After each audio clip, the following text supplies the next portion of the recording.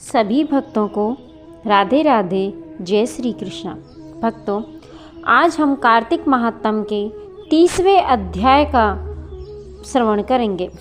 भगवान कृष्ण ने कहा, हे प्रिय, नारद जी के वचन सुनकर महाराजा पृथु बड़े विस्मित हुए। अंत में उन्होंने नारद जी का पूजन करके उनको विदा किया। इसलिए माघ, कार्तिक और एकादशी, यह 3 व्रत मुझे अत्यधिक प्रिय हैं। वनस्पतियों में तुलसी, महीनों में कार्तिक, तिथियों में एकादशी और क्षेत्रों में श्री कार्तिक मुझे बहुत प्रिय है। जो प्राणी जितेंद्रिय होकर इनका सेवन करता है वह यज्ञ करने वाले मनुष्य से भी अधिक प्रिय लगता है। जो प्राणी विधि से इनकी सेवा करते हैं उनके मेरे अनुग्रह से सब पाप दूर हो जाते हैं। भगवान कृष्ण के वचन सुनकर सत्यभामा ने कहा, हे नाथ, आपने यह बात बड़ी आश्चर्यजनक कही है कि दूसरे के लिए पुण्य के फल से कलह की मुक्ति हो गई। यह प्रभावशाली कार्तिक मास आपको अधिक प्रिय है कि जिसे पतिद्रोह का पाप केवल स्नान के पुण्य से ही नष्ट हो गया। दूसरे मनुष्य द्वारा किया हुआ पुण्य उनके देने से कैसे मिल जाता है, यह आप मुझे बतलाइए। तब भगवान कृष्ण ने कहा, बिना दिया हुआ पुण्य और पाप जिस कर्म द्वारा मिलता है सो सुनो। सतयुग में देश, ग्राम तथा कुलों को दिया गया पुण्य यह पाप मिलता था, किंतु कलयुग में केवल कर्ता को ही पाप और पुण्य का फल भोगना पड़ता है।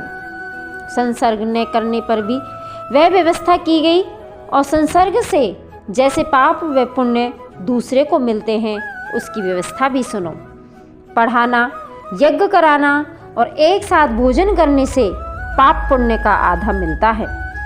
एक आसन पर बैठने तथा सवारी पर चढ़ने से, श्वास के आने जाने से पुण्य व पाप का चौथा भाग प्राणी मात्र को मिलता है।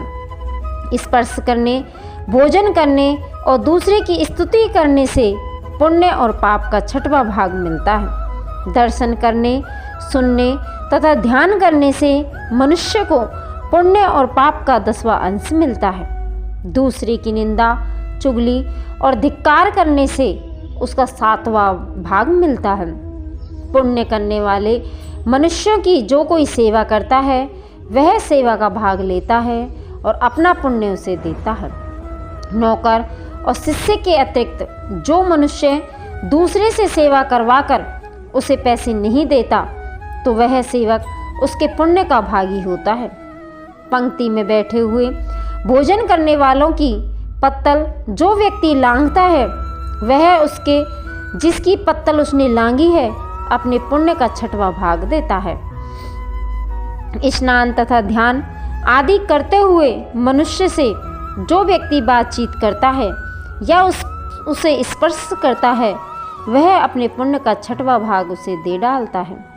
जो मनुष्य धर्म के काम के लिए दूसरों से धन मांगता है पुण्य का भागी होता है।